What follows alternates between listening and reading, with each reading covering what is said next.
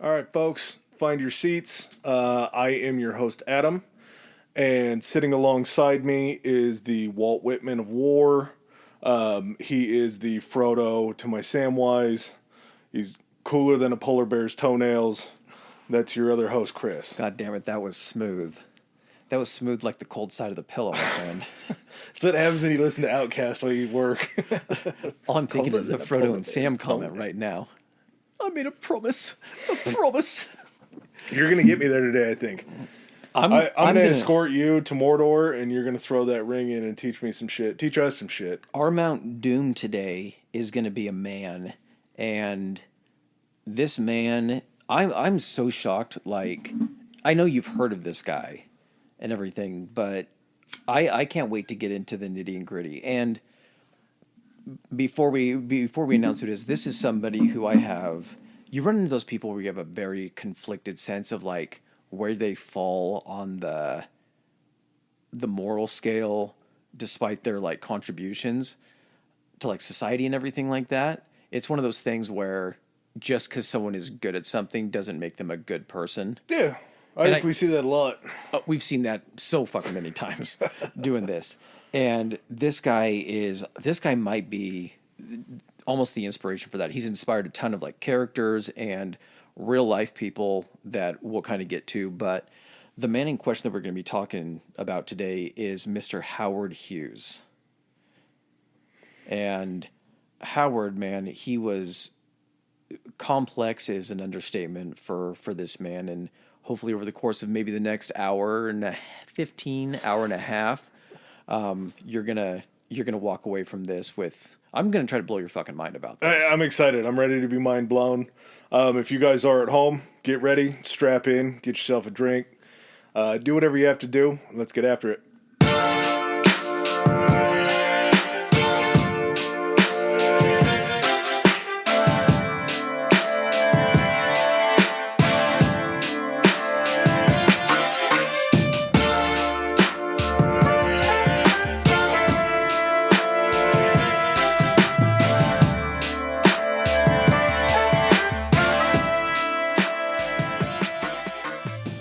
All right, Howard Robard Hughes Jr. That's a hell of a name. Robard's a good middle name. I've never heard of that. I've never heard that. I thought they said Wobard, which I thought was even crazier when I was listening.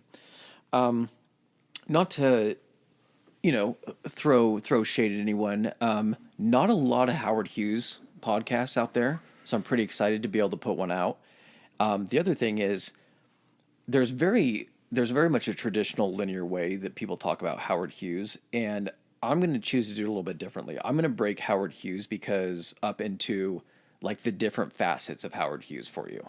Okay. A good analogy here. Man. When they talk about Tom Brady, how they'll compare his time in New England to his time in Tampa. But then he has certain decades that he's played in. Oh, yeah. And they split it up and they say he's had 3 Hall of Fame careers. Yep. Yeah. Okay. This guy has had 3 different, if not more, lives. So we'll run it back. He was born back in 1905, December 24th, in a place called Humble, Texas. I guess it's a suburb or close to Houston. I tried to look it up, but I couldn't get close enough on the map to find out. But close enough to Houston, where they consider it Houston, to Aline Gano and Howard Hughes Sr. And as a child, Howard was never born into. He was born into a wealthy family. So his dad actually struck it rich by developing a drill bit for oil drilling. Being in Texas, I guess it makes sense. Oh, yeah. And so I guess before Howard Hughes developed this new type of drill, and it's the one I think people, when they watch movies, they're more familiar with. I guess it used to just be almost like an actual drill bit, like you'd have for your power drill. How would you get deep with that? It would just be like 80 feet tall. Well, you would still have, when they're drilling, they still have the post that they then thread into the connect, and they go down. So I think it was like that. So, but with oil drilling, those kind of bits would burn up and get destroyed when they hit like thicker bedrock. And steel's only so strong at that point. Exactly. And I guess it's also the way it's moving, because the friction at that point is only on the very tip of the drill or the very bottom of it. That's where all the friction is. So it's going to heat up. It's going to soften over time. It's going to get dull. Exactly. And so there's some kind of some differing versions of it, but he was at some type of either like trade show or he was communicating with some type of inventor, and this guy had developed a drill bit that almost looked like, he said, two pine cones kind of interlocked with each other. And if remember in Armageddon how the drill bits look like they have three separate like almost saws on it, Yeah. and it's kind of spread out. So that's what he ends up inventing. Is it's called like the tricone or like bicone drill bit. They're like burrs instead of the tip of a... Exactly, and they all move independently Yeah. and everything. So it's like almost grinding instead of trying to drill a straight hole through. It's like pulverizing the rock. Way more brilliant to do it that way. Way more efficient, I'm sure. Exactly, and so even more brilliant was the fact that when he invented this and patented it, he didn't sell them. He leased them. Oh, yeah. That's what McDonald's does with the ice cream machines. Mm-hmm. We'll get it. That'll be an episode one day. McDonald's ice cream machine is very The fascinating. founding of that, man, after seeing that founder, that's going to be a fucking, yeah, that's a good one. So it was able to basically chew through rock and basically opened up them getting deeper to be able to drill for oil. So every oil company is going to be utilizing this. So he becomes extremely wealthy. So Howard grows up in a wealthy family, and his dad was away a lot on business with his oil bit business. And Mommy Dearest, good old Aline, she, going back on it, they think she may have suffered from OCD, which plays into Howard's life a little bit later on, not even that much later on, but, and she was very concerned about like germs and pathogens and stuff. I guess in Houston around that time, it was when polio was still a big thing. Oh, yeah, early 1900s, And then for sure. it wasn't fucking cholera, but there was some type of epidemic down there. It was something along the coast because it's like a swamp disease, not malaria. Yeah.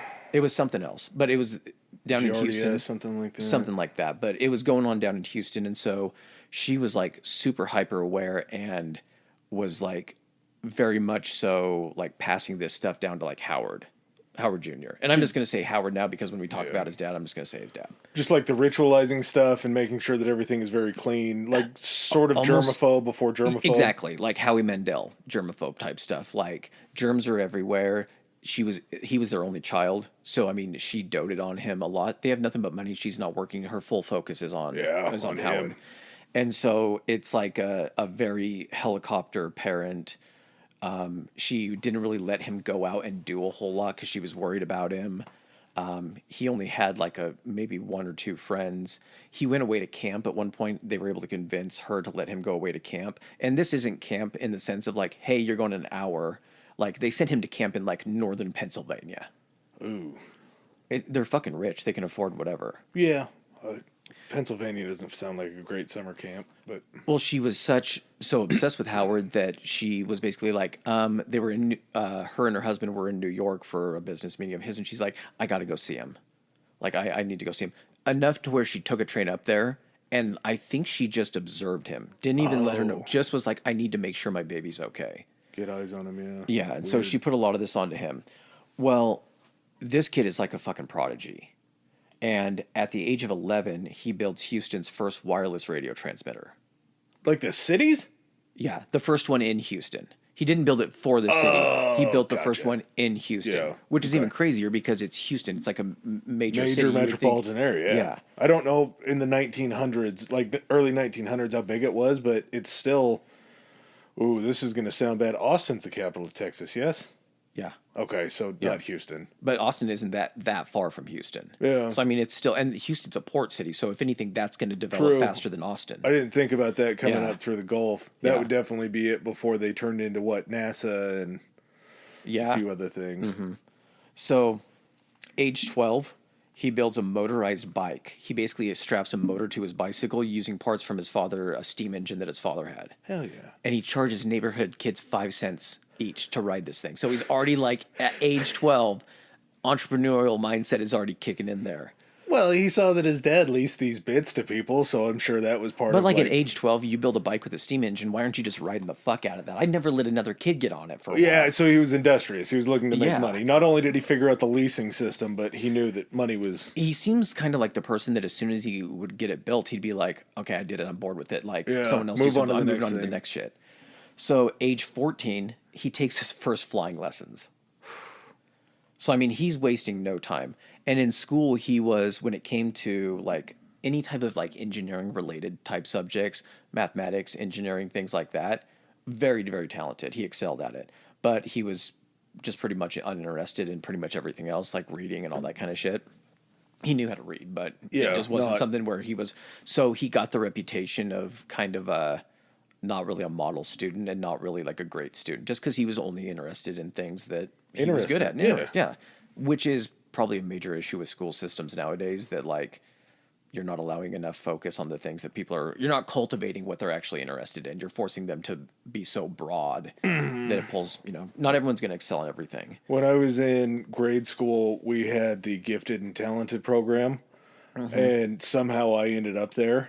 And it was Be nice to yourself. no. This was a very short-lived stay in the gifted and talented program. They found you out quick. Well, it was like they were building with like Legos and shit like that, and it was like fifth grade. It was like, what are we doing here? What is the thought process behind using Legos? And they're like, well, you're supposed to be building something architectural. I'm like, it's Legos. Like you're just snapping shit together. And I guess maybe They're looking more for like use of space. Like, are you Yeah. making stuff proportionate and everything? You're like, yeah, my spaceship is completely proportionate of what it needs to be. That's why it was short-lived, because there wasn't a lot. Like, I didn't get the concept of what was going on. I just thought we had to play with Legos. I'm not supposed to build a pirate ship. No, that was what I was. Why are going you giving for. me pirate ship pieces? So he ends up going to Caltech for a little stint, and I think he does some more stuff with engineering and everything at Caltech. So when he's 17, his mother passes away. During like a routine procedure, she had I'm going to butcher the name, an endopic pregnancy. I don't know what that is. Sorry, I didn't look into it. But I think it's where they have to pull everything out, isn't it? I'm not sure. They had to put her under, and this is where kind of what happened is, when like you never think about it nowadays because anesthesia is so normal. Yeah. But like there's a risk that you don't come out of the anesthesia and don't react well. Very much so. And so that's what happened to her. She actually passed away under anesthesia. During a surgery, not during birth. During a surgery. But it was a from, she had An surgery on endopic- something that happened from complications of the I guess endopic so. birth.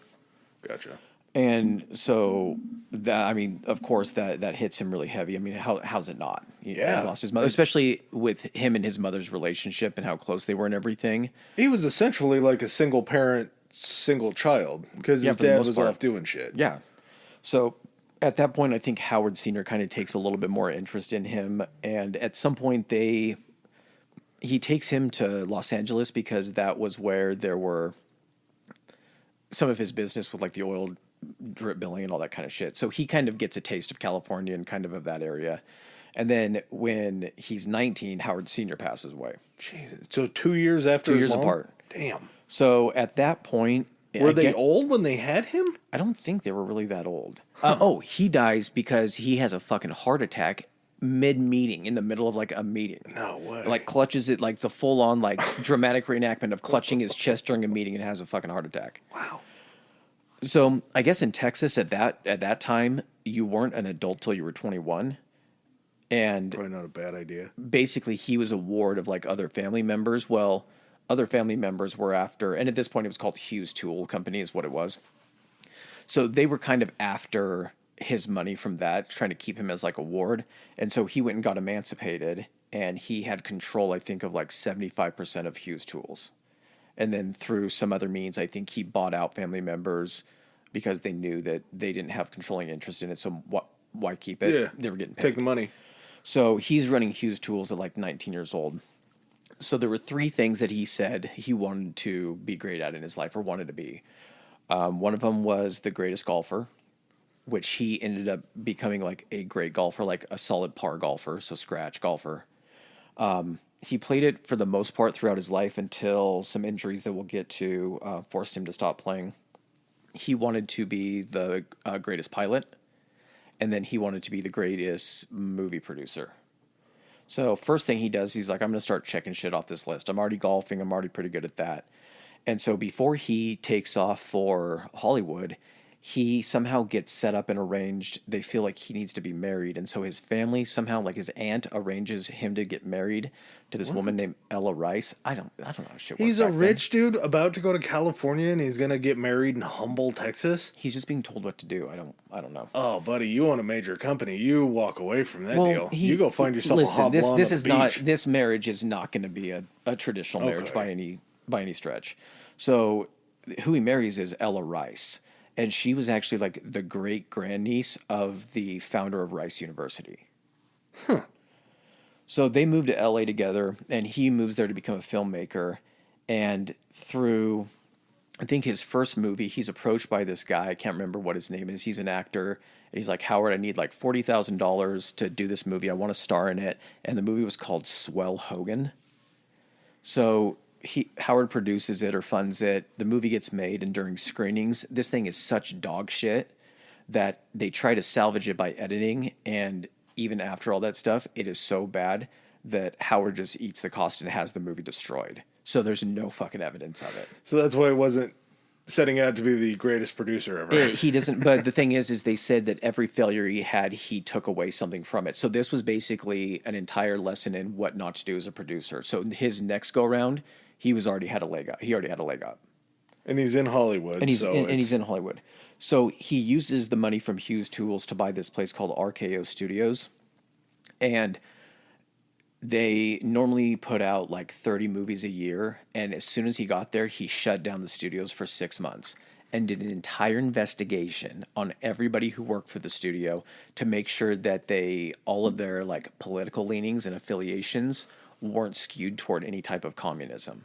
The fucking Red Devil. The Red scares back again, baby. It's fucking already starting at that point. This is fucking pre World War II at this. This is pre World War One. USSR is probably not even a thing yet, is it? At this point, I think. Well, he's 20, so that's 19. It's after World War II. Okay. So there's some communism's in the air. It's in the air. There's a whiff of communism. So he buys this studio, does this investigation, ends up, I think, firing a shit ton of people, and then sets everybody back to work. He even, like, with the starlets and the, like, movie stars that came in, he had to make sure, like, and investigate them because he wanted to make sure they were representing the, like, Hughes name in these movies and that they were the right spokespeople who were supposed to be doing this. So once he gets this thing back up, they bump down from 30 movies a year, and he's like, we'll make, like, 7 to 9 movies a year out of the studio just to make sure we're doing it right. 30 movies a year? I mean, that's for a studio. You gotta understand that like these aren't all winners. That like, sounds like a lot of movies, though. Like, studios nowadays? Like, think of Warner Brothers. Warner's putting out, Universal. They're putting out stuff all the fucking time. They got movies coming out every couple weeks. Yeah, I guess it is. And TV. So I mean, They're just so large. Yeah. And I mean, this is also during what they consider like the golden age of Hollywood. The Hollywood boom. Yeah. So he comes out and he ends up producing a couple other movies, a couple comedies, and then he kind of his big, and they were well received. He does this weird thing where he always has like their buddy comedies, and they're always like the two like main guys always like fall in love with like the same girl, and that's where the hilarity ensues with them both. And they're always like soldiers stationed overseas, and they like meet a French girl, and they both are trying to date her at the same time. It's a very weird trope, but I mean it's still done today, like the buddy comedy movie. It's enjoyable too, like thinking definitely. of it. Yeah. So he then does this movie that is basically supposed to be about dogfighting in World War One, so biplanes, and it's called Hell's Angels. And he like buys up somewhere like in the neighborhood of like 40 plus World War II biplanes from both like from the government, from the United States, France, Germany, like all of these, because the movie's also supposed to have like German aircraft. Oh French yeah, aircraft. you have to buy it from another country too. So during the production of this, basically the production total cost like $4 million, which is insane for that time, especially because he's privately funding it himself.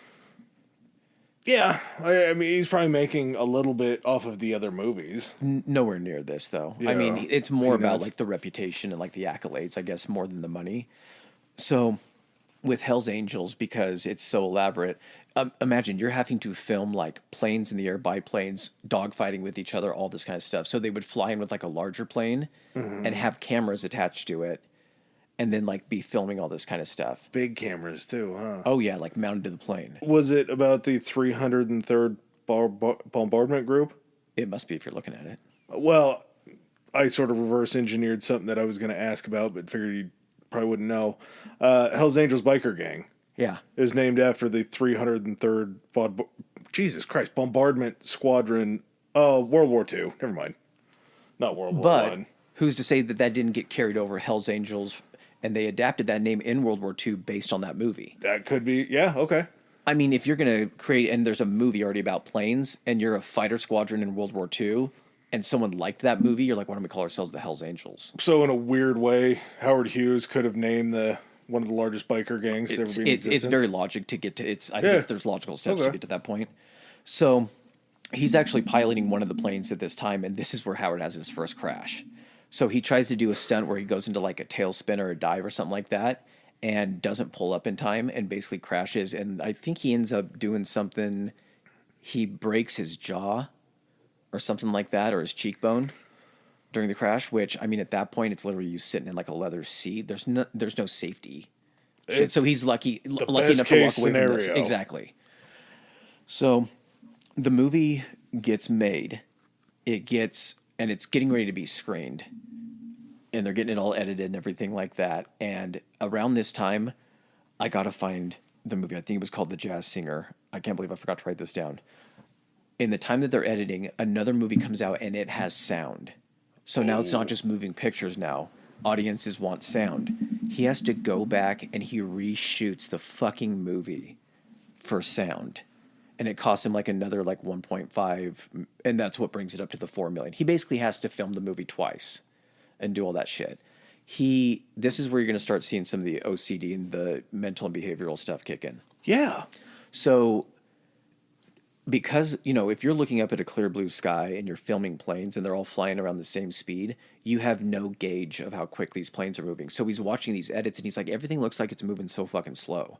He's like, there's no point of reference or frame of reference. So he's like, we need clouds. And he's like, I want big, fluffy fucking clouds that you can see the planes moving in and out of and get a grasp of the speed of these things. So he has to shut down production. So they're he's out on in Van Nuys or something like that. And he's got this huge private airstrip and all this shit for his planes and his filming. And he hires, I think, a meteorologist from UCLA or something like that. And he's like, find me clouds. And he ends up grounding these aircraft and shutting down production for months. And it's costing him $5,000 a day that he's not doing this, which even nowadays, I don't know from a production standpoint, that would be way more, 50,000, if not more a day now to shut this down. Eventually they find clouds in Oakland, and just because they find clouds in Oakland, somehow that means there's going to be clouds in Oakland. He has to move the entire production to Oakland, and he's able to finally film it with clouds. So you can see the planes and get a scope of the speed and all this shit. He does it for sound. And so he ends up releasing it, and they did it at Grauman's Chinese Theater. Uh-huh. And it's still there. Yeah. Everyone was lining the streets and everything. They had planes flying low over fucking the boulevard as part of this while they were doing the red carpet walk. So what did we decide this was kind of the timing of? 19... So this would be, he's 20... He's in his early 20s, so this would be 1925 to 1930, I think. There's no way that people had seen a whole lot of planes in their lives, right? So all this is going on during this. And to be able to view and be like, so this was what war was like? Yeah. Exactly. That's nuts. So, I mean, it is groundbreaking in that sense. Huh. And so the movie ends up becoming a huge hit. At some point, he ends up, I think, taking over and directing the movie, and the movie ends up winning for, I don't think it was best director, but it wins an award, an Academy Award for, I think, best, it's cinematography, I think, just because of the camera work and the visuals. He then comes out with a movie afterward, and he starts getting more realistic with his movies, and it causes him problems at some point with the motion picture board. He comes out with the original Scarface. He directed the original Scarface, the one that was about Scarface. Who was the original Tony Montana? That one was about Al Capone. Oh, okay. And everything. And so I don't know if Tony Montana, because I know he has a scar on his face from the whole, what is the chainsaw shit in the movie? Or it was something in Cuba. I can't remember exactly what it was. Time. But maybe that took from that, because if you're a gangster, a coke-dealing gangster in Miami, are you going to idolize previous gangsters like Al Capone? And he had the nickname of Scarface. I don't know. So it could be that too. Yeah. So Scarface is a hit. He does a movie called The Outlaw, and the motion pictures board's big problem with that is the starlet in that apparently was dressed too like provocatively and everything, so he had trouble getting it through like ratings. Not even showing like nudity, She was like probably showing her elbows back then. or and like that was a too little bit much. of low cut, and you were able to see Yeah. the tops of her boobs or some shit. So that's kind of his reign as like a movie producer and everything. And he doesn't quit with the studio and everything. That he still owns that. So he, in 1932, as part of when he was working with the planes, he was tinkering with these planes that he was with on set, trying to make them faster. Yeah. Trying to make them to where they could fly further distances. He's like, I'm going to innovate this. And I'm going to go ahead and advance aircraft research and aircraft development. So he opens, or he starts Hughes Aircraft in 1932 when he's 27 years old. And he develops this plane called the Hughes H-1 Racer. And it looks like all stainless steel. And his big thing, he's like, I want to set the speed record. I need you to design this. And he designs it with, it's like the first plane that has, or one of the first couple planes that has flush rivets for no air drag or anything. Yeah, aerodynamics, that would be huge. So him and his team designed this plane, and in 1935, he sets the aircraft speed record at 352 miles an hour. And before he's going up, the guy's like, you have enough for like 2 or 3 passes to make an attempt. He's like, we're not going for the record today. This is the first time he gets this thing flying. It's the first test flight. And so he goes on 2 runs. He increases the speed each time. And then I think he does a 3rd run, and I don't think he was supposed to do a 3rd run. And after he does the 3rd run, the thing runs out of fuel. Stalls, runs out of fuel. Because they're not putting a ton of fuel because they're trying to go as fast as possible, they less need weight. Lightness, yeah. So his second crash is he crash lands and like does a crash landing and like saves the plane, but crashes into a beet field. And he walks away from it. I think he ends up like cutting his foot or spraining his ankle or something. How does he keep living through this? They're plane crashes. They are, but I think this one wasn't like, this one was basically like an attempted landing. Sort of like he ditched it and it went wrong. No, it just ran out of gas. So he still had the momentum. He just wasn't able to get back to the airstrip where they were taking off. It wasn't a smooth. And exactly. Okay. So he just set it down on its belly. Exactly. It could have tipped over or anything I think like most that. Deadly crashes happen at like takeoff or landing. So at this point, he starts to go on this tear of like setting records for aircraft flight. So he puts longer wings on it, and he's like, now I'm going to set the record flying from LA to Newark across the country. So he ends up setting it uninterrupted flight from LA to Newark in 7 hours and 28 minutes, which breaks the record, I think, by like an hour, maybe an hour and a half. That's fast by like today's standards almost. And it's a prop plane, a single engine prop plane. How did he carry enough fuel? He expanded, when he expanded the wings, they were able to expand the fuel capacity and everything. They're saying that the plane was so well built that they see similarities in the development of like the Japanese Zero, which was like the top fighter plane in World War II, and also like some of the German fighters. They saw it kind of like, you can look at them and you can see more of the similarities in the Zero fighter, but maybe just the way that it was structured and it was a monoplane. Maybe that's kind of the inspiration it had for it. And so that plane is actually still around, and it was donated to the Smithsonian in like 1975. So in 1938, he's like, okay, I've flown across the country. I got that record squared away. He's like, let's do the around the world record. So he gets a plane from, I think, Lockheed, and he hasn't started full on like building bigger planes yet. Like he built the H-1. He takes this plane from Lockheed. It's a twin engine prop plane, and basically takes it, and him and his crew go through it. They put new engines on it. They put a larger fuel capacity. They do some other work to it. Is this the one I'm thinking of? This isn't the Spruce Goose. Okay. So we're going to get, that one's later, and we're going to get to that one. Wasn't there like the Enola Gay too? The Enola Gay was the one that dropped the that's right. Stratofortress that dropped the bomb. And so him and a crew of 4 guys, they set out, and the old record was getting around the world in 186 hours. Because you do have to stop for fuel and get back up. He ends up setting it in 91 hours. So less than half the time. Cuts it in half. So he goes from New York, goes to Paris. I think they had to go to Ireland first, because I remember hearing something that they were like caught in some weather, and then as they came out of the weather, they saw like the cliffs of Ireland or some shit. So then he goes to Paris, lands in Paris. And everywhere he's landing, it's like a fucking celebration. Like people are at the airport, he's there, does maybe a little bit of maintenance work, refuels, and then they're back again. And then they're back in the air again. It's him and 4 other guys, like a mechanic, a navigator, an electronics guy, and then somebody else. I can't remember what all their jobs were. So would this be more like in the shape and in the vein of like a commercial airliner as opposed to like a military plane, or No, it wasn't open cockpit, obviously? oh, but definitely there had not. to be No, room for It was 4 like a people. twin engine with a fuselage, Okay. and everything. So I mean, it wasn't like huge. I'm trying to think. Think of like the size of maybe like a smaller like G5, Okay. but Yeah. maybe a little bit bigger because it's not jet engine. So sets that record, goes Paris, flies over Nazi Germany, and apparently Hitler had made an announcement that he wasn't supposed to or anything like that. They get over Nazi Germany. He flies to Moscow, then heads towards Siberia, a place called Ormsk, then Yakutsk. I don't know. It's Yakutsk. Yakutsk. Then flies over the fucking North Pole to Fairbanks, Alaska, and then flies to Minneapolis, then back to New York. So the around the world is kind of like he does circumnavigate, but he doesn't go like full on equatorial. Yeah, he around. like went around the tip. Kinda.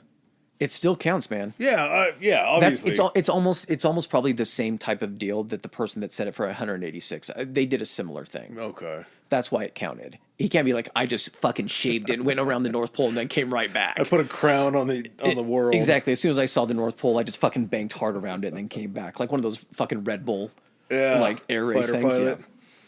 So in 39, he's presented the Congressional Medal. He's called like the Aviator of the Year. I guess that was a thing back then. I don't know who would have been competing with him for Aviator of the Year against the guy that fucking sets all these records. But he refused to pick up the Congressional Medal.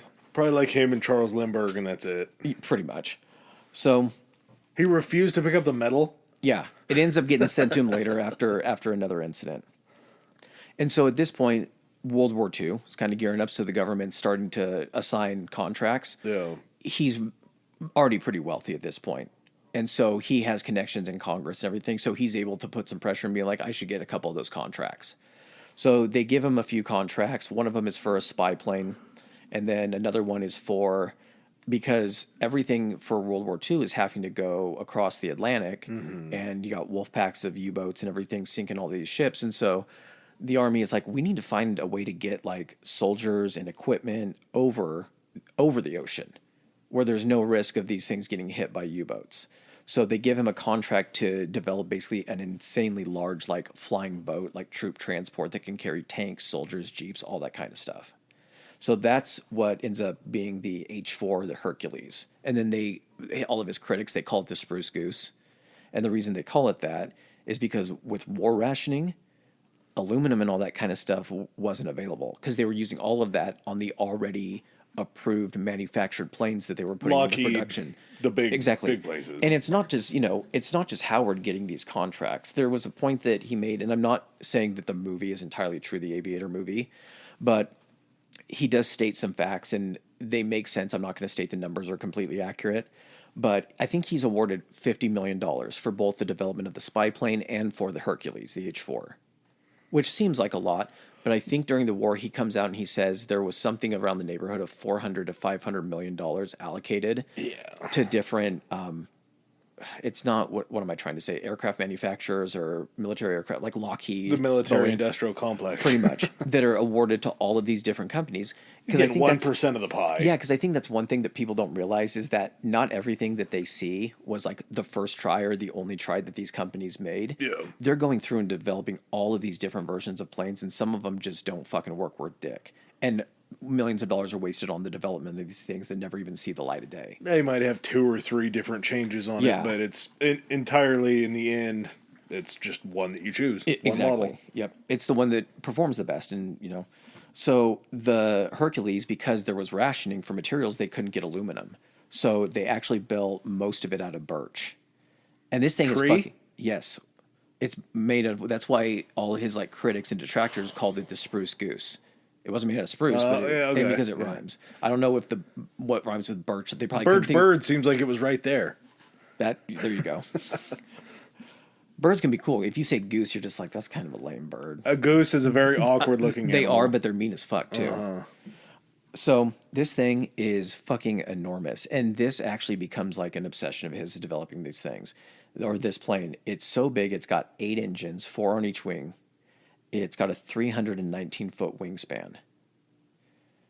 And so after he's awarded this contract, he's developing this, but the development on it was really slow because he was so obsessive about things that he needed to have a say in this. So he had a crew that was putting this together of workers and all this kind of stuff.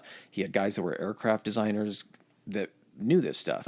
But certain decisions Howard had to go through, and if he was busy, he didn't get to the decisions. He was really indecisive about stuff. So just his obsessive compulsive disorder and everything, forcing him to make these decisions that he had trouble doing, delayed this thing like by a ton of time. It never even saw production. In fact, it became like a hot button issue with him because he had to end up going under like a congressional investigation and go testify to Congress because they felt like he was like a war profiteer or he defrauded the American people out of $50 million. And then when he gets there, he brings up the point. He's like, you guys realize that you also awarded like $400 million to these other developers and you got like 8 planes out of it and all this kind of shit. So he's like, I don't know why I'm the only one here under congressional hearing that's have an answer for this. And I'll kind of actually touch on what that was really about when we kind of get a little bit later. Fun fact, do you know where the Spruce Goose is now? I do know where the Spruce Goose is. It's in Oregon. I can't remember the name of the town. Tillamook. Is it in Tillamook? It is right outside of Tillamook. It's probably 20 minutes away from the cheese factory in Tillamook. So we should probably visit that. Yeah, I've been there. It's fucking cool. And did you see the plane? Yeah. Not only that, the plane is on one half of the building. The other half, indoor water park. Talk about the weirdest combination ever. That sounds like the greatest fucking time ever. Yeah, the Spruce Goose on one side, indoor water park on the other side. Okay, well, we're going. Very cool, yeah. So...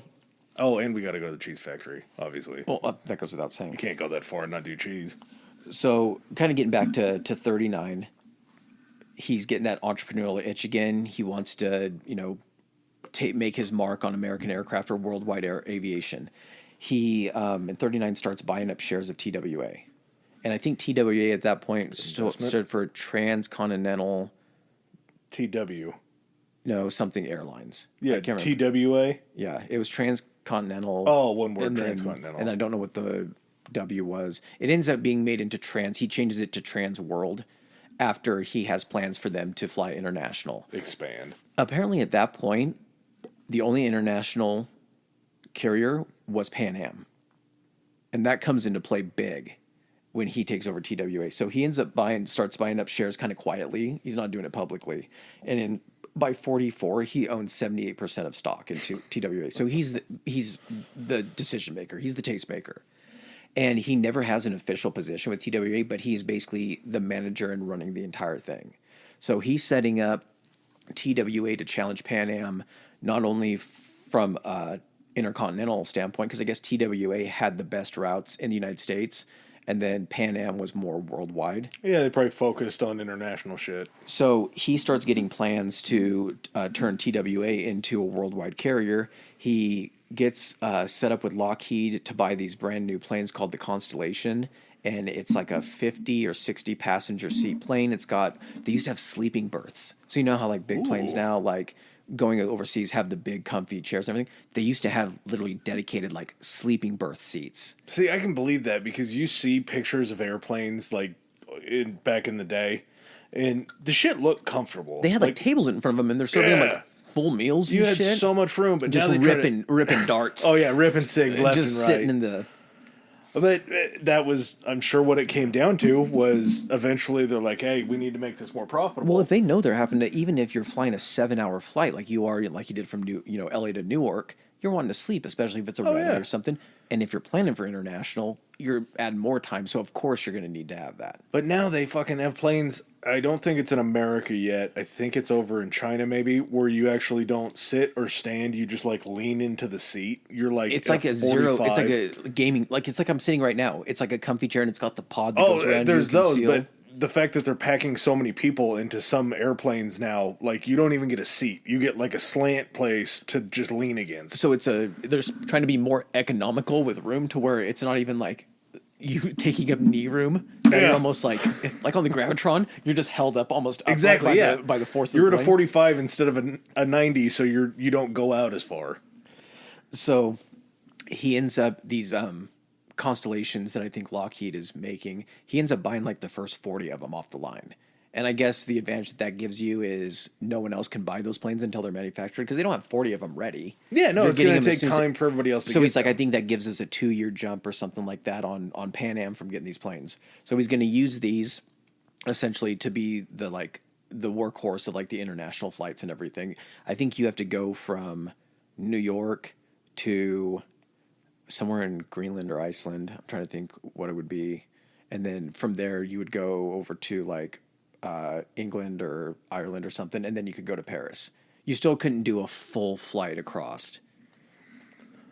That kind of makes sense. Especially because you're adding weight. I think it's a Yeah. weight issue. Because with him doing it, it was him and 4 guys packed with fuel in the smaller plane so they could fly it faster probably. Well, and even now you have to go with the jet stream. They probably didn't have a real good understanding of the jet stream. or Here's the other anything thing like too, is planes did not fly as high Oh, so at they that wouldn't point have been in too. there. And the lower you fly, the more turbulent there is. You have to Oh. get above the weather. And I think the weather ceiling is something like 15,000, 20,000 feet. And so his big thing is like, we need to get above the weather. People, they're 1% at that time. I think 1% of the public had ever been on an airplane because they didn't trust it. He's like, if we can get above the weather where it's not bumpy as shit and scaring everybody, we can get every man, woman, and child to trust being on an airplane. So that's kind of his plan. There's some shit that goes down where I think there's a violation or something that grounds the air that grounds all of the new planes or something, so he loses out. And the rumor, or kind of, I don't know if it's completely corroborated, but it makes a lot of sense. So the president of Pan Am at the time, his name was Juan Trippe, and because Pan Am had the monopoly, you let someone else come in there, you're losing half your profits or however much gets pulled over to TWA. Yeah. So I think he used some influence with a senator from Maine. His last name was Brewster. I can't remember what his first name was. To write, well, he doesn't write it. He introduces a bill onto the floor of Congress that basically provides Pan Am exclusive monopoly rights to fly international. Somehow claiming that it's an advantage to only have one carrier that does that because it's easier to control. Not that competition would make it more affordable. Yeah. So they write the bill and give it to this guy to introduce to Congress. It's called the CBA or something. I can't remember exactly what the bill is called. And so they start kind of coming after Howard to prevent him from being able to launch this phase of TWA. And that's where it kind of comes into play with him getting called into these congressional hearings for war profiteering and taking advantage of the American people, tax money, whatever it was. So during these hearings, he basically calls attention to the fact that, and this is how shrewd of a guy he was. He wasn't like, he wasn't going to play fair or clean. He wasn't that type of person at all. And in this scenario, I definitely don't fault him for doing this. He basically had this Brewster guy, private investigators, following this guy because he knew he was the one that was pushing, that was against him basically in Congress. He was the one that was heading up this whole committee. Yeah. And so during like the hearing, he is like alluding to, he's like, so you flew down to Panama. He's like, or not Panama, you flew down to Peru. He's like, what were you doing down there? He's like, I think you flew down there on Pan Am's dime. And he's like, I was looking at trade agreements. He's like, send a lot of lobsters down to Peru, do you? You're doing a lot of trade down there with it. And he had like found out about all these vacations he had taken on Pan Am's like dime or like discounted. And he's like, how many times have you been over to Juan Trippe's office here in New York or over in New York? And he's not saying, he's like, do you want me to tell you how many times you've been over? And basically turns this entire hearing completely around. He explains the whole fact. He's like, yeah, he's like, if anyone is the most disappointed that I didn't get this, the Hercules completed in time to participate in the war, he's like, it's me. And he's like, do you know how much of my own money I sunk into this? And he's like, by the way, he's like, it's gonna fly. I'm gonna complete this on my own dime, and if it doesn't fly, I'll leave the fucking country. Well, it's not. at that point, he's probably put way more into it. But like you say, just because you didn't get it done in time, like there's going to be other purposes. We're going to have other conflicts, clearly. Yeah, but So- this thing, I'll jump forward to the actual Spruce Goose. What ends up happening? It's fine that we're jumping back and forth in time. We're all getting information about Howard Hughes here, right? Yeah, new information. So, he ends up piloting it, and I think it was in 47. So they are out in Los Angeles Bay.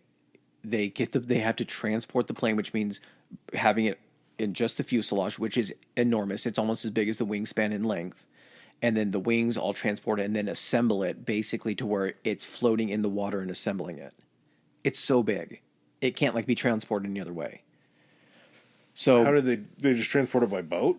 by like huge like semis. Oh, Like across the country? No, because he was still his Hughes factory was like in Los Angeles. Oh, okay. So Yeah. not okay. So it wasn't that they just had to get it to Los Angeles. He Bay. never goes back to Texas or anything like that. Something about Texas. He never really went back there at all. I get it. He didn't have to. He put a guy in charge. I'm trying to think of his name. Noah Dietrich, I think was his name. Early on, he hires Noah Dietrich to basically be. Hughes Tool. Yep. And he runs it really well too. Okay. And he's also the guy that's coming up to Howard being like, "You need more fucking money for this movie."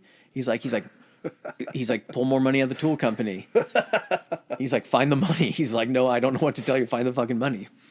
And so it ends up on November 2nd, 1947. Hughes pilots it himself. News crews everywhere. There's even like a news crew in the plane with him as he's getting ready to take off that are flying with him. He's got like his mechanic guy that's watching all of the engine and all that kind of shit. So the thing ends up taking off out of Los Angeles Harbor. It flies 1 mile. It comes off the water 70 feet and he flies it for 1 mile and then he sets the thing down. He's like, it flew. Yeah, it counts. And at that point, I don't think it ever flew again. It was made of birch, so it's probably good. It was, that but it wasn't for that reason. And I'm going to kind of jump back a little bit to other stuff in his life, and you're going to find out what he ends up starting to deal with and why he never really flies this thing again. That's probably because he's scared that he continuously crashes planes. That would probably be it. So, I want to say it was like 43. He is doing training runs on Lake Mead. I think in God damn it, he's gonna crash again, isn't he? in a Sikorsky amphibious plane, a smaller float plane. And yes, he has his third crash while practicing the water takeoffs and water landings. He survives, but two other guys die. Oh, that's worse. That's way worse. So, and I think he ends up getting a little more. I think he ends up getting like another concussion or something like that in it. And a ton of survivor's guilt. I don't know if he's. We're gonna get to some stuff, you man. I don't think. There. Yeah, I'll tell you about something here in just a second. That's probably gonna let you know that there probably wasn't a lot of survivor's guilt that this guy had about this kind of stuff. So that was his third crash. So in 46, this is when the it's called the XF-11. It's the spy plane that he was paid to develop, and it's a twin engine, smaller plane. It's got like two booms with the engine going back, and then like a double tail. Yeah. And then the pilot sits in the middle, and then the nose cone was going to have camera equipment and recording equipment. So all of these first flights, he fucking does himself. So he gets the thing up, and they're like, "Okay, Howard, you have like, I think 30 minutes of flight time, 45 minutes of flight time. We're just testing this thing out to make sure it gets in the air. Bring it back." Thing takes off fine. It's got, if the movie is accurate, which I assume they wouldn't embellish on this part, the rotors on it are almost alternating rotors. It's got two of them, and they go in opposite directions or something to create more force and speed. No. So you have one set of propellers here in front, one sitting behind it, and they alternate pitch. And because of the way that the actual propellers are pitched, they're cutting through the air and giving it more speed. It wasn't an armed plane, so it had to have more speed to outrun fighters. Yeah. Huh. So he's up, thing takes off fine, flight's going great, and he's 45 minutes past the approved time, and he's still flying this thing, and he's flying it over, I want to say, he's flying it over Los Angeles, and oil pressure drops out of one of the engines, and it causes, so do you know that on airplanes, you look at the cone and where all the props come out? Yeah. Those props can shift in pitch, depending on how much force they want to, how much speed they want. Yeah. Well, what happened when it lost oil pressure is the pitch on the propellers on one side reversed. So it's like a boat motor. You spin it one way, it forces you forward. You start spinning it the other way, and the pitch goes the other way, it starts trying to pull you back. So he has one engine on one side almost trying to pull back and the other one trying to go forward. Like a and so one-legged duck. Yeah. So he's trying to land this thing, and he's like, I'm going down. He's like, I'm going to try to land at the LA Country Club. He fucking almost makes it to the country club, and at like 3 houses back from the country club, it fucking drops and he loses too much altitude. He crashes into 3 houses. The last house that he hits, the fuselage and everything stays relatively intact. I think the engines end up getting thrown off, but I mean, basically it erupts in a fireball because of all the fucking fuel that's leaking out of this thing. So he's able to get out of, he gets beat the fuck up during this crash. He gets thrown around the fucking cockpit. I mean, he's wearing a 5-point harness, but these things are not like a racing seat where it's holding him in. No, you're still bouncing around. He's getting slammed up against the glass and everything. Despite that, he ends up being able to get out of the canopy, and while getting out, he ends up getting 3rd-degree burns and everything. And he gets kind of away from the plane, and a Marine that had been somewhere in the area saw it happen and ran in and basically like pulled him out and rescued him. And there's some type, I think it did happen, but he, for the rest of that guy's life, he sent him a check for like either $200 or a month, $200 or $200,000. 200 or 2,000, I can't remember which amount, for saving his life, was sending him these checks on like a monthly basis. So, just where my brain goes with this, that Marine had to think that he was coming up on a UFO crash. I think it was, I mean, there's no way that you would know what that plane looked like, right? Because it wasn't like outside the realm. It's not like a stealth fighter, the first stealth fighter compared to like a prop plane. But still, it's top secret. Like it is. There's no way the public has seen that. They haven't seen that plane, but they've seen enough planes. It had wings. It had engines. Yeah. The whole thing about it, it was a spy plane. The point is it could fly higher and fly fast, but it still had the same properties of an airplane. It wasn't stealth. Okay. So, but I'm sure they heard and saw this plane coming in over the neighborhoods before it actually crashed. So they probably saw what was actually going on. So in this, and again, this is in 46. After this crash, he has a crushed collarbone, cracked ribs, a crushed chest, collapsed lung. Because of the crushing in his chest, it shifted his heart over into the other side of his chest cavity. So his heart was on his right side? Yeah. Holy shit. And 3rd-degree burns over like 70% of his body. And when they got him to the hospital, they were like, he's not going to like start putting affairs in order. He's not going to survive like the night, maybe like the next night, but he's not going to survive this.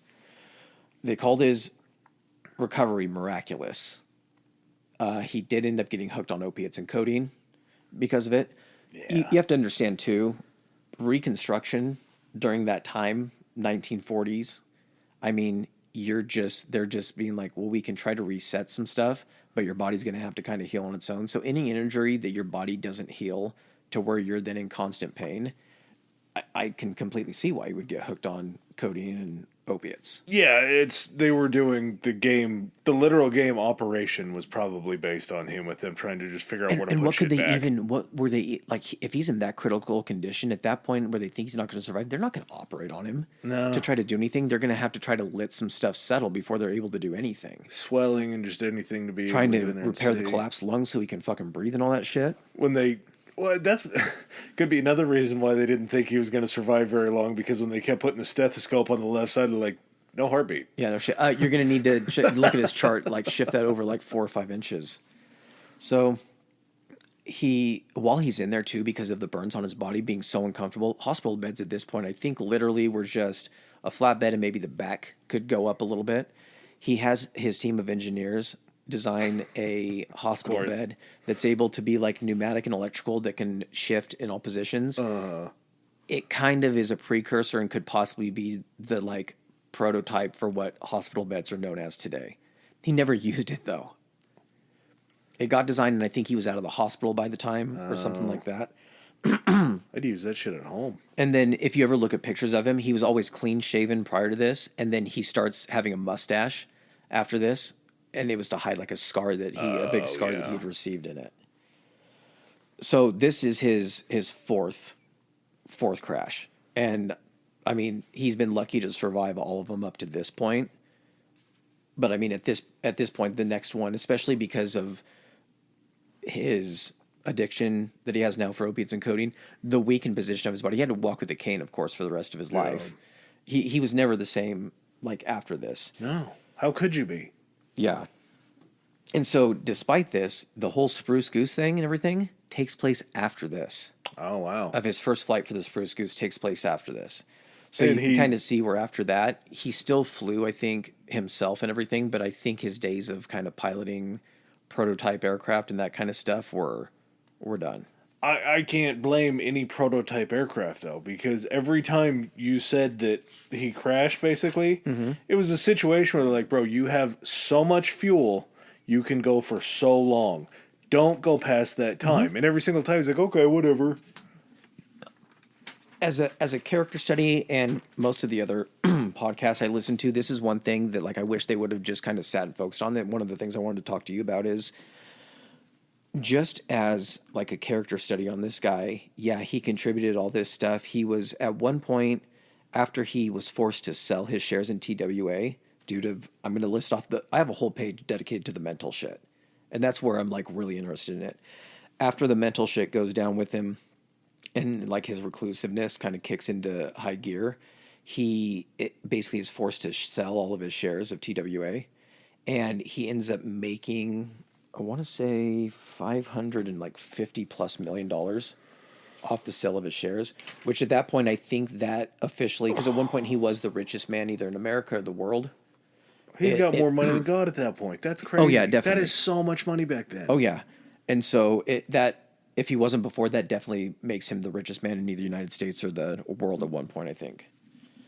So, throughout his life, now we're going to separate. We've done Howard, the young child, the prodigy, Howard, the movie man, Howard, the pilot, and the aircraft developer and everything.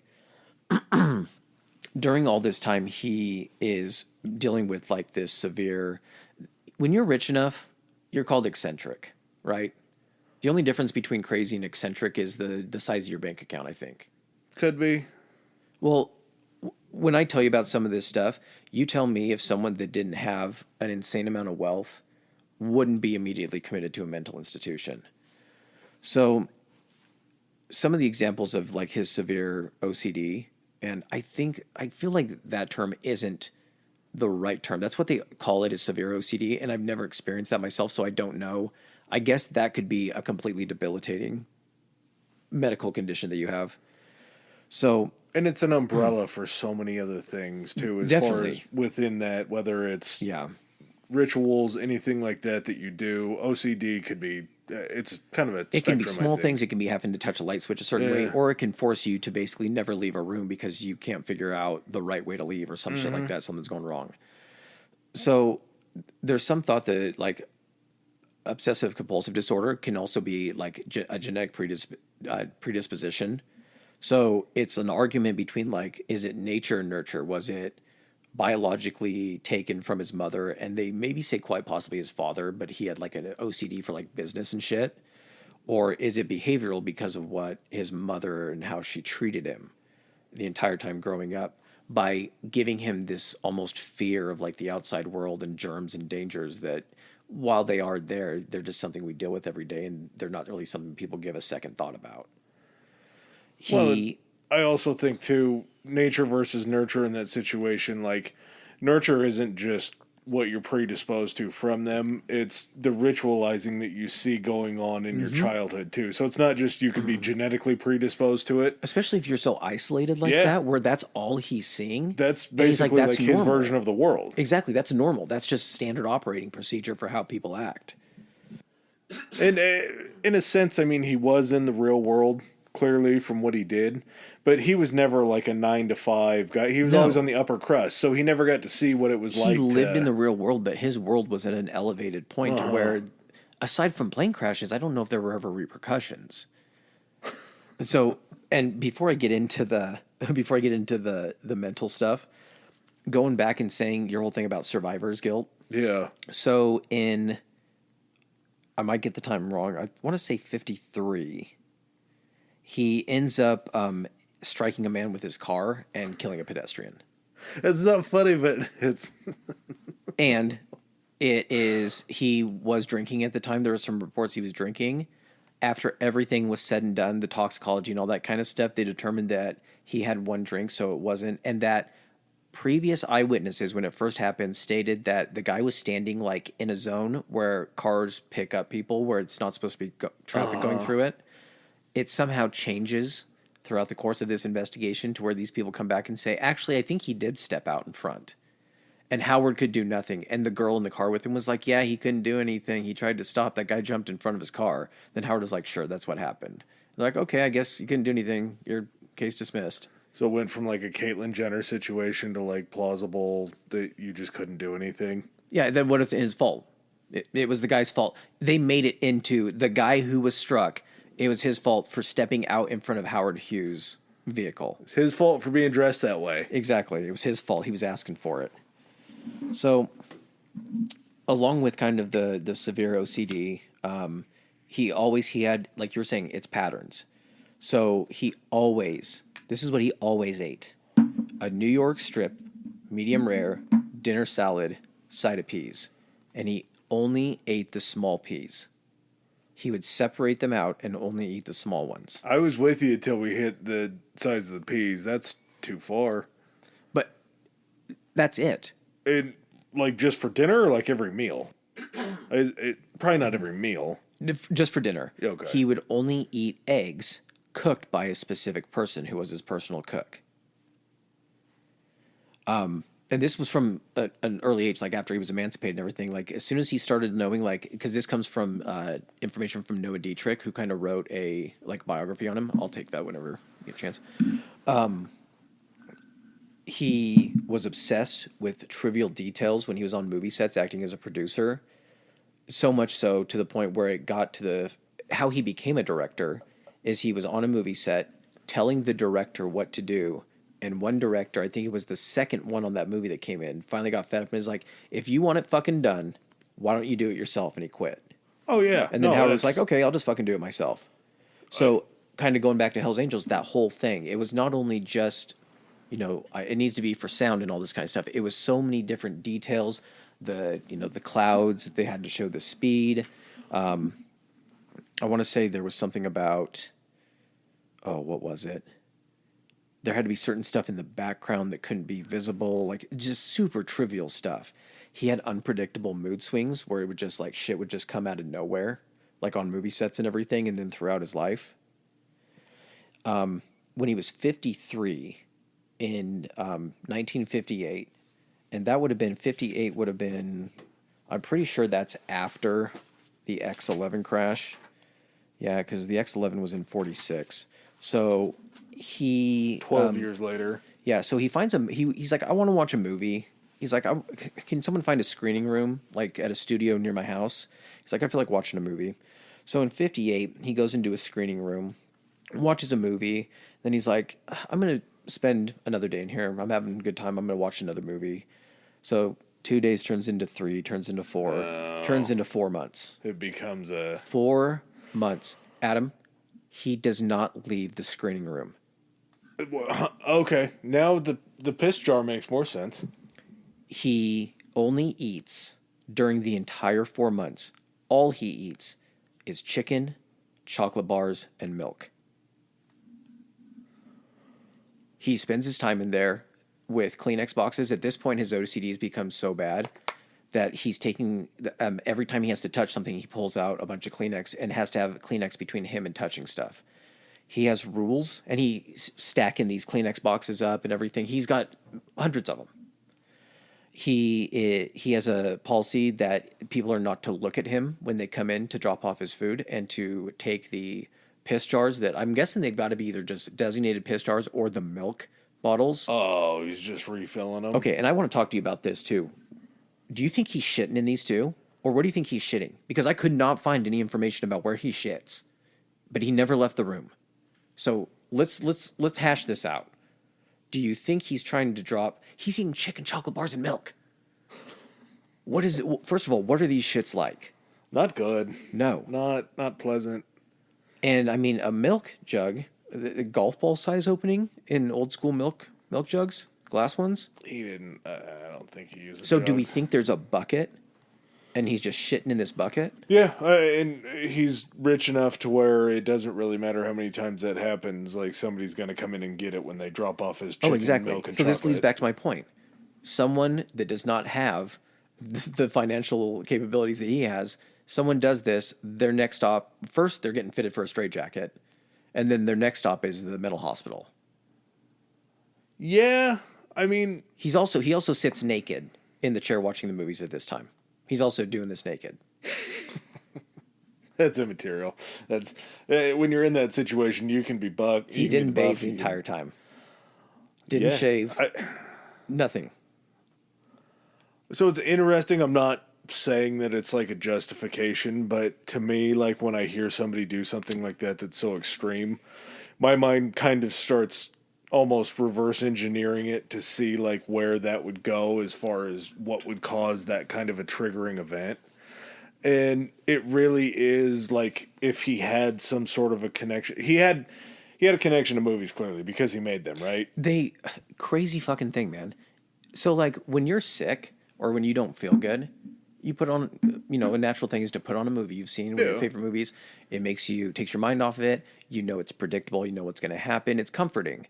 And they said that that's always kind of been a thing, is that people have always kind of turned to those types of escapism, especially people, I guess, in chronic pain all the time. It's a form of comfort and escapism to be able to just watch that and try to get your mind off of it because you can immerse yourself in it so much. And to go with just kind of his life and his career. Okay, we got 4 plane crashes. Yeah. We're keeping tally. We got 4 plane crashes. One of them should have killed him.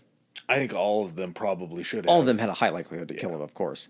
But that last one left him in... I don't even want to imagine like what that like pain, like that chronic pain your body would be in the entire time. Especially now, I mean, of course you're taking opiates and all that kind of shit to go and kill that, but then what's that then now doing to your mind? Yeah. So it's like you're compounding everything. Well, and the way that I look at it is so far he's kind of had like 2 loves in his life, right? He's had movies, which I'm sure he probably, like, it scratched an itch. I don't know if he loved it, but it scratched an itch. I think he loved it. And then the flying is kind of the second act of love. Whenever he would think about, like, flying or anything like that, there would be immediate trauma in it.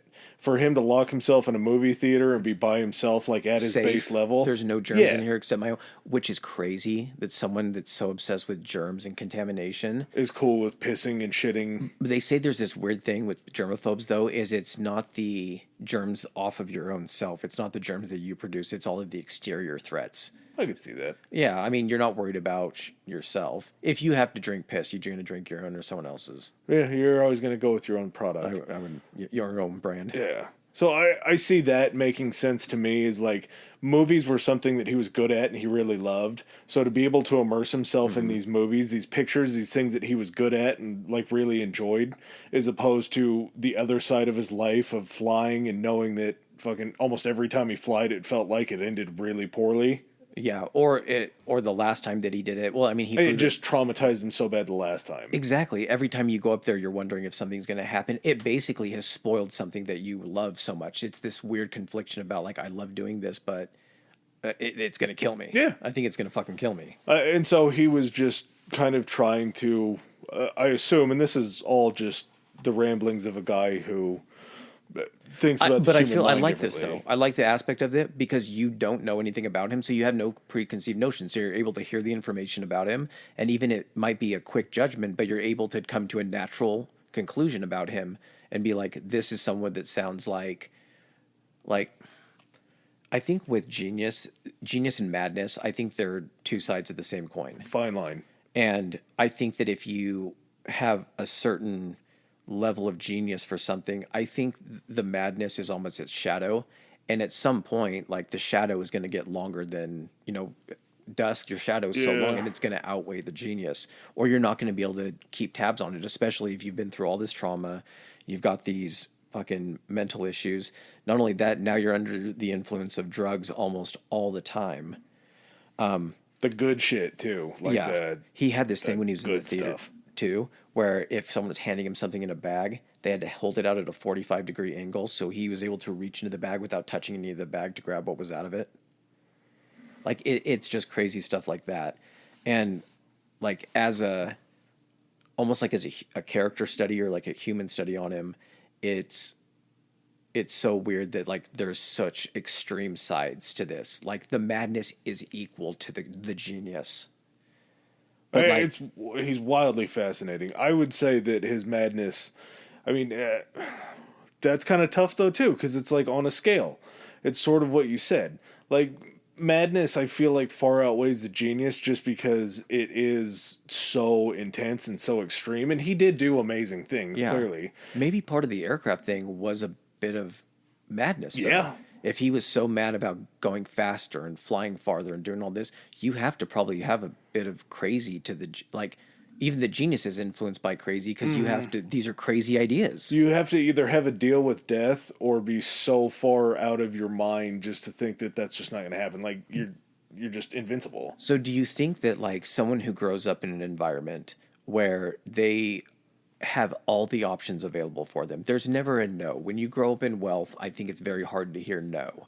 So when you have all these possibilities, when there's never a no, when you almost feel untouchable, like bad things cannot happen to you, do you think that does give someone like this kind of an air of invincibility to be like, nothing bad's going to happen because nothing's bad has happened to me in my entire life? I mean, my parents died early on and everything like that, but at the same time, he's never himself really been in a position where he was in like more, he always to succeed. So at a certain point, like, normal person, maybe one or two crashes. The second one I could see because he is able to walk away from it so easily. He's like, if I could just make all my crashes like this will be fine. Then after that third one, you think you would just kind of hang it up and be like, maybe I just let other people fly, or I don't try, any crazy flying stunts or any of that shit. So before we hit the flying, just what you laid out is so odd that it gets brought up right now, because what's up in the air was Double H. Down below in the Ocean Gate was a billionaire who owned the CEO billionaire that owned an exploration company. Yeah. Mm-hmm. And he probably hadn't had a lot go wrong in his life until he built a very subpar sub that was built like not well. I think, and from what I've heard of the details on that, so he had developed this sub, and all these people were like, this thing isn't safe, like, it doesn't meet any of the fucking standards. He ends up testing it, and it works. Yeah. So by his rationale, everyone else is wrong. It's not, I got lucky, and the conditions were right for this thing to not implode. And he's like, cool, so everyone else is just fucking wrong. So this could be a little Howard Hughesian maybe thought process. I think there's always going to be people like this. Look at fucking, I don't like him, but look at fucking Elon Musk. Yeah. Like, not even a squirrel turd. Exactly. He's got this obsession with aerospace and, electric cars and all this kind of stuff. And Twitter. But then you talk to him and you're like, there's some fucking crazy in there. The fuck is wrong with you? And he's also someone that grew up in wealth, so he has that air of invincibility or of superiority and that kind of shit, just from a mental facilities. So, I mean, and it doesn't really stop there with good old Howard. So he gets obsessed at some point with this weird movie called Ice Station Zebra about like exploration in the Arctic or Antarctica or some shit. He has him loop it in his house on constant loop. The housekeeper said not how many times it looped, but how many times they saw him sit and watch it. He watched it 158 times. Like, I don't know if I've seen my favorite movie. I don't think I've seen my favorite movie even close to that over the course of years and years and years and years and years.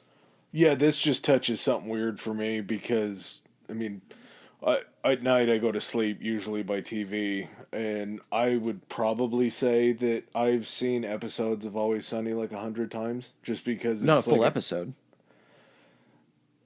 Maybe not, but like if something catches me, like The Other Guys, again, another weird thing. Okay, here's the thing though. Episodes of Always Sunny, they're different. Each episode is different. So you've seen 150 episodes of Sunny. Oh, way more than that. Okay. I bet But you haven't seen the same episode. I've seen Charlie McDennis at least 50 plus times Well, that's easy. a fantastic Yeah, episode. but I'm just saying, like, there's certain things. The other guys, I probably had a year maybe, and even still go back to it, and I hear the beginning of it. Those are good movies. Yeah. Ice Station Zebra is this like weird That's fucking true. yeah.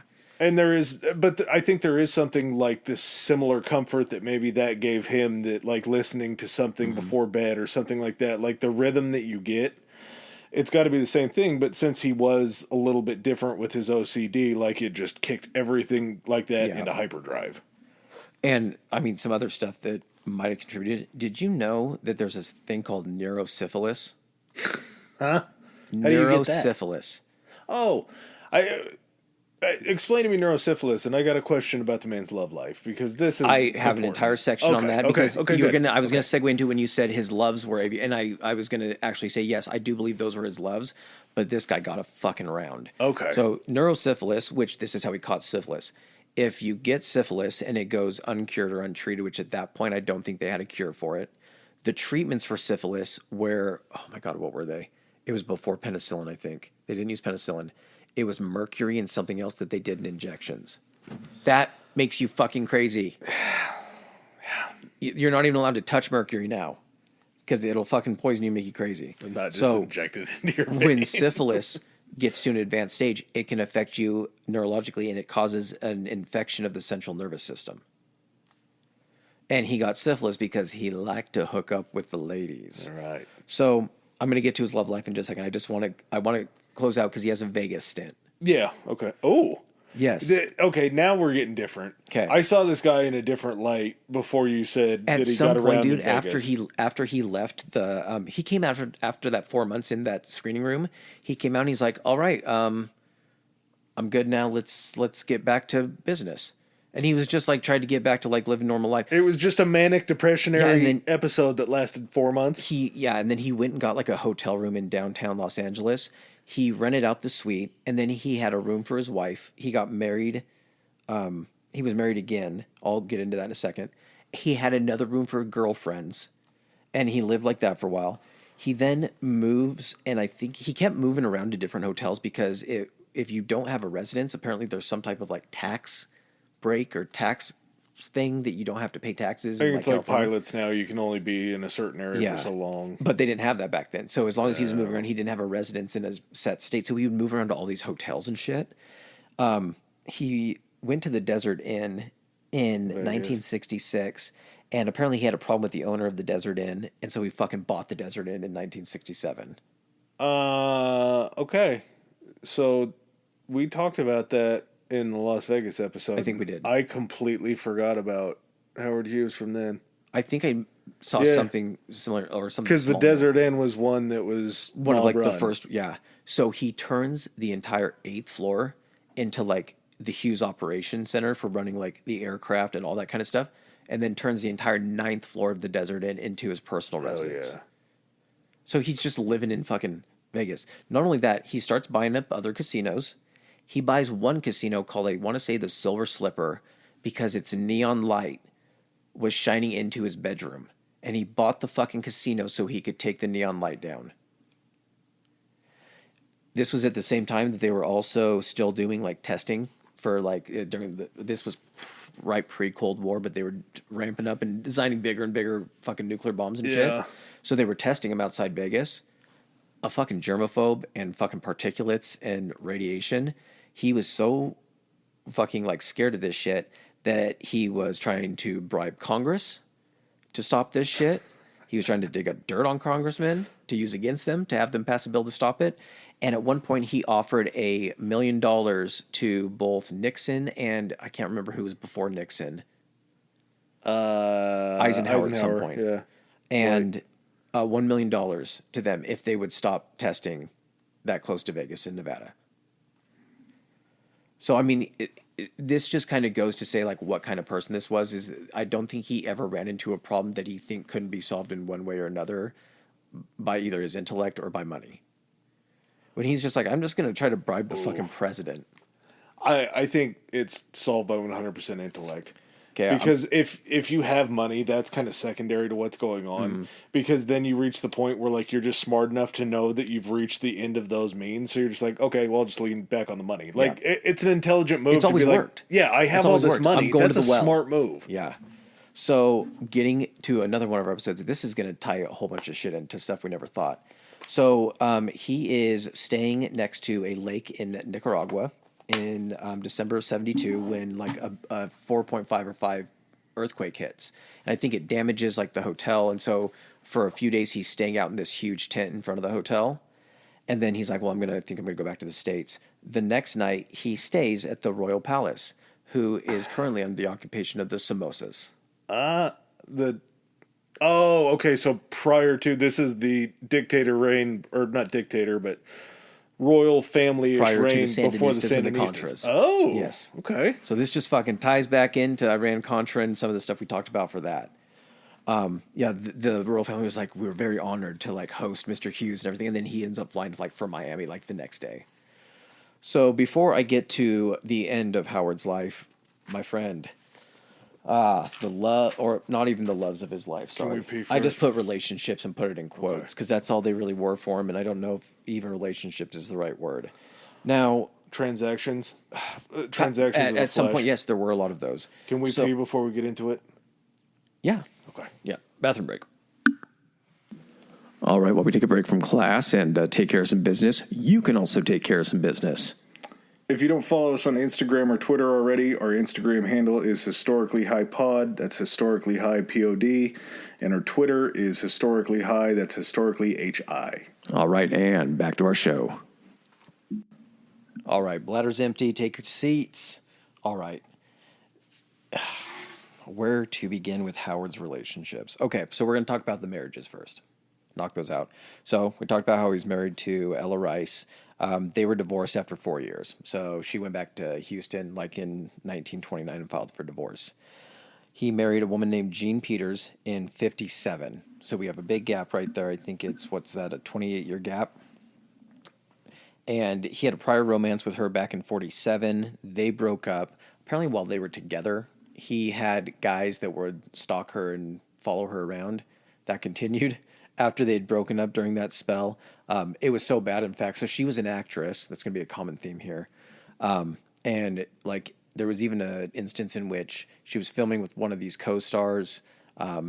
He was, a male co-star. They became friends and everything. And at some point this guy was like cornered by two Hughes guys and was like, we will destroy your career if you keep this shit up. And so, and This is he was fully aware Casino, of this man. shit. He was fully aware this shit was happening. So looking at the list, and some of these names are going to be familiar, some of them won't. So the women that it's been confirmed that he dated include Joan Crawford, Deborah Paget, Billy Dove, Faith Domergue, which this might not make you like him. This Faith woman, she was like 15 when they dated, and he was like 30, 35. Yeah, that's bad. Yeah, that's not good. I'm actually glad you put her in there, just so I could kind of level. Yeah, I need back to. on this guy. I don't want to. And the big thing I don't want to do during this is I want this to be. What am I trying to say here? Impartial Look at Howard and let everyone else kind of be the judge and judge the genius and the madness equally. So we got Betty Davis. A lot of people familiar with Betty Davis. Yvonne DiCarlo, Ava Gardner. Are you familiar with Ava Gardner? Mm-mm. Smoke Show. She was a huge star. Started like Humphrey Bogart and stuff and everything. Okay. Olivia de Havilland, Katharine Hepburn. Him and Katharine Hepburn Is had that a relationship. Audrey's sister? Audrey Hepburn. Katharine. I know that it's... Is it? All right. Let's see. Hold on. I'm going to have to click on Katharine Hepburn and then go back. She... I would assume two Hollywood starlets. I don't know. It would be rough to have the same last name. Like, you would probably want to change that as a stage name to not go against each other. I do not think that was her sister. Look it up as I'm going through this. Okay. So, in addition to her, and they had, I'm not sure how long they were together. I think it was for a few years. Hedy Lamarr. Not related. Huh? Hedy Lamarr? Hedy Lamarr. God damn. They're not related. Okay. Ginger Rogers. Janet Leigh, Pat Sheehan, Gloria Vanderbilt, The Vanderbilt. That's Anderson Cooper's mom. Was it? I think so. Or at least maybe related? I think The he's a Vanderbilts were a Vanderbilt. big family there, yeah. Mamie Van Doren, Jean Tierney, and then he also proposed to Joan Fontaine several times. Jean Harlow, does that... I know Jack. I don't know Jack Jane. Harlow. Jean Harlow was a movie star back then. She actually was in Hell's Angels. She came with him to the premiere, but I don't think they had a relationship. He didn't like her personality or some shit. So Good for her. yeah, good for her. I don't know if it was her choice though. I think it was more him. So this, She dodged a bullet. So I'm trying to think of like how to compare this to nowadays. So this guy puts like prime John Mayer, Derek Jeter, A-Rod combined would be about what the level it would be on. Yeah. So this would be like someone in Hollywood dating, if we're going to go back to a time that I like to, a simpler time, I'm talking dating Jessica Biel, Jessica Simpson, all the Jessicas, Rachel Lee Cook, what's the chick from all the Scream movies, Neve Campbell, pretty much anyone that was popular at that time. Dating them all. He's sort of like Leo, except for everybody was famous, because I'm sure they were And all they were pretty all, young and at some the of these time. women were over the age of 22 years old. Okay, so not Leo. So not Leo. Yeah. Expiration date for that. There's probably a reason that they picked him to play Howard Hughes. I mean, Nuh-uh. that's not the reason. What does he play? What's Howard Hughes' movie? The Aviator. Never seen it. Okay. Never even heard watch of it. it. That's, I mean, it's Okay. it's a decent But movie. he's actually, that's interesting that they chose him. Yeah. Maybe But- maybe fucked his way into the role. But I mean, and here's the thing though too, is he was, even when he was in relationships, he wasn't even like trying to be discreet. He would literally be in relationships like with like Katharine Hepburn and be going to like premieres with like these other starlets and shit and being seen out in public. And I mean, I think this is just one of those things where someone that like has like that obsessive compulsiveness and is concerned with germs and all this stuff, he seemed to be like, he get around a lot and not be concerned about where he was putting his dick. That is weird, because you would think that that would be the central protection that you would want. Like, I That's guess where you get syphilis, well, man. So syphilis was probably the only thing that they really had identified at that point, right? I don't know. I don't know the history of VD. Obviously, AIDS wasn't an issue for him. I mean, I'm sure it existed, but no one knew what it was. Well, and you'd have to think that that would drive him nuts too, that he got syphilis and then found out about it. Like, that would... But at that point, if it wasn't like a major thing and he was rich and he's like, I can afford treatments, maybe that was just, maybe, what was it used to be called, the rich man's disease, gout? Yeah. Maybe syphilis was just like the rich, the playboy's disease or some shit. Like, don't know, you buddy. weren't a baller until it burned when you peed. To a germaphobe, though, that would have to hit so much harder. Do you think that, like, and of course it turned into the neurosyphilis and everything, so it actually did affect his central Yeah, nervous system? it basically verified all of his concerns. Yes, but like, what would that be like? So that's the one thing. You could wash your hands as many times as you want, be in a sterile environment, but the thing that is infected is on you. Do you think he ever got like crazy thoughts, being like, I got to cut this thing off? Like sitting in that movie theater naked, he's sitting there watching it as he pees into a milk bottle, and he's like, this thing is so dirty. I just wish I could yank it off right now. I'm going to try. But, so I mean, a legendary coxman. I don't use that word lightly, but at the same time, not going about it in the best way, in my opinion. Not really like parting ways in a relationship and then moving on to the next one. He was just pretty much just, and what's scary is, how much of the syphilis do you think this guy spread? Yeah, he was a super spreader for sure. But I mean, that falls pretty in line with the billionaire that never gets told no, is you can kind of flaunt and do that stuff out in the open. And We still it's see it. Not that big of a deal. Yeah, we still see it, and it's just this. He's not going to be any less rich because it happens. Exactly. And he's not going to be running short on puss either. Like He's not going to become like, he's going to become unpopular to like who? Was he a decent looking dude? He wasn't bad looking. I mean, I think he was like 6'4". He was kind of a slender guy, but I mean, he was Yeah, he was good looking. He wasn't movie star good looking, but I mean, he was good looking enough to where people were like, he's pretty cute. How much money does he have? Oh, yeah, okay, yeah. Him, please. His mustache is atrocious. I know. And I'm guessing, and again, that wasn't something he grew because it was fashionable. It was trying to hide that scar Yeah. that he got in that accident. Well, kind of at the end of the road and everything, after the Vegas thing and like Nicaragua, after Vegas, he was already kind of a recluse at that point, but he got to be so much of a recluse that he literally would like travel and stay in places like on islands, like outside the country. And for the longest time, no one like really ever saw him in the public eye. And then in April of 76, he was on an airplane back from, I want to say the Bahamas maybe, to Houston, to the medical center in Houston. And he died on board the aircraft while it was on its way to Houston. And when he got there, man, they said that he was so unrecognizable. He was still, of course, he's still 6'4". He was barely 90 pounds. He had slender man. They had to make sure it was a definitive confirmation that it was Howard Hughes. The FBI had to run prints on him. I'm sure that's also for the purpose of like company and like confirming that kind of stuff. But still, to not even be able to like, he had. I think they said when they did the autopsy, they found 5 broken off needles in his veins, just from the. Probably at that point, probably still the, opiates, morphine, codeine, whatever it was. Yeah, he could have been on a drip while he was on the... Craziest thing, though, when they did the autopsy, everything except his kidneys were in, like, fine, workable condition. He was, like, extremely malnourished and everything. It could have been a combination of, like, kidney failure, of course. But at the same time, like, what if he just stopped from a mental health standpoint, just stopped caring or eating or taking care of himself? I mean, that's highly likely, kind of going down the list and being like, yeah, I could see how that could, degrade into that. Well, and as you get older and those mental health issues start to really set in deep, I mean, who's to say that he stopped taking literally like any sort of food into his body because he was so worried about germs or anything Exactly. like that. Or his personal chef finally died and he couldn't eat his eggs anymore because that was the one guy that could make him breakfast. Chicken, chocolate bars, and milk. Yeah, except for the guy that made the chicken died.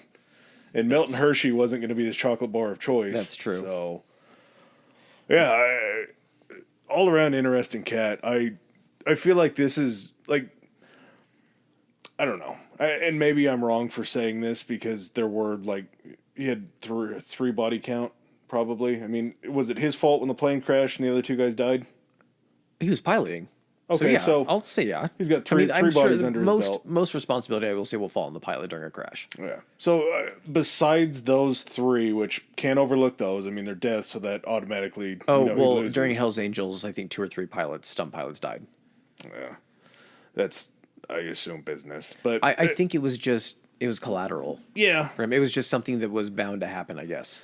Besides that, though, it's such a low stakes thing because it wasn't like, besides the people's houses that he completely obliterated with the spy plane, like he was really sort of. How many people died in that, I wonder? Yeah, could be. Yeah. So his body count's definitely higher than I'm giving him credit for. We are, but besides that, he's sort of harmless. Like it's low stakes with how nuts he was. Yeah. Like he was sort of the only victim of what was going on besides all the people that he killed was just himself, really. Yeah, and I think that's probably why he's looked upon as positively as he is, because it was mostly self-inflicted and everything. And I think more so, like, one of the fascinating things is it was this weird juxtaposition, fall from grace. You're like, this guy turned into this guy, and you're like, yeah, I mean, that's kind of how it works sometimes. And his fall's weird because it was just a personal fall. Because financially, in the end, I'm sure he was still making tons. Well, you said he had to divest from everything, though, right? He did, but he started doing other stuff. Like, he was still making money. He ended up opening like the Hughes Medical Center and everything. He put money into studying like electronics and like aerospace for like space satellites or like satellites and space travel. All these ended up getting split up between, like, at some point Lockheed bought one and Boeing bought one, and I think not Halliburton. It might have been fucking Halliburton. Oil. Could be. Yeah. Bought something. But I mean, and he tried to do some decent things kind of toward the end, I think one of the things he did is when he did the medical center, he basically gave Hughes tools to this medical research facility and was like, use everything that they make. That's all for you guys. And then it turned them into a nonprofit. So, but I mean, the best, I guess, kind of way I can define Howard Hughes is just, he's complicated. It's a complicated person. And I think that those are some of the most interesting people when you have such different facets. Like this guy in the public eye for the longest time, all of this stuff didn't come out until later. Like when people started like actually talking about it, like people didn't find out about the 4 months in the screening room till like way after. No one knew about it because everyone was just protecting him, insulating him. If anyone found out about this, the company would go under. None of us would have our meal ticket anymore. So there was a lot of stuff being swept under the rug.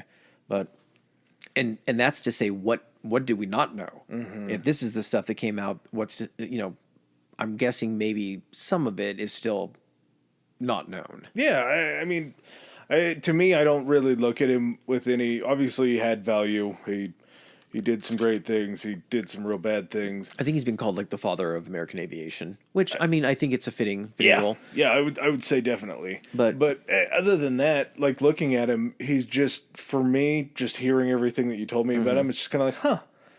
That person existed in this world and made an indelible mark on the world. And there's still, like, we're still talking about him clearly. He has movies and all that stuff made, but he was just like a real guy. Like his character. We have iterations of him now. People that looked at that and was like, I'm going to do that. Like going back to it, fucking Elon. Elon is kind of a Howard Hughes-esque character. Tony Stark is based on Howard Hughes. Genius as a child. Instead of an aircraft, he inherits a weapons manufacturing and basically just does all this stuff that he wants. They just turned Tony Stark into a superhero. They just took it to the next level. So, I mean, someone like this is definitely the blueprint for, on the positive side of what he contributed or what he did financially and like success and all that. That's like a blueprint for what people want to emulate. You just have to try to figure out if you're able to emulate that kind of stuff without also carrying some type of the crazy with it. Hey, you're just larger than life. Yeah, that's exactly what it is. That's the best way to say it. That's a great way to end it. Howard Hughes, larger than life. Take that how you want it. Doesn't have to mean good. Doesn't have to mean bad. Yeah. That was a good one. I enjoy these a lot, and the fact that I had zero clue about Howard Hughes going into it, I learned a lot about this guy. I had no idea. I'm glad I could teach you. And I'm glad if any of you didn't already know this much about Howard Hughes or you're just joining us because you like listening to us bullshit, we appreciate it. Yeah. All right, guys. Well, that is another one from us, and we'll catch you on the next one. Peace. All right, ladies and gentlemen, thanks for joining us for another episode. If you like what you heard, hit that subscribe and like button. Follow us. If you didn't like what you heard, still hit that anyway because we'll probably cover something in the future that you do like. Please follow us on our social media. Adam, hit them with it. Our Instagram is Historically High Pod, Historically High POD, and we are on Twitter at Historically High. That's Historically HI. All right. And if you guys want to send in any feedback, suggestions, hit us up on those two, or you can even do it on Gmail. It's historicallyhighpodcast@gmail.com. Thanks again. Peace.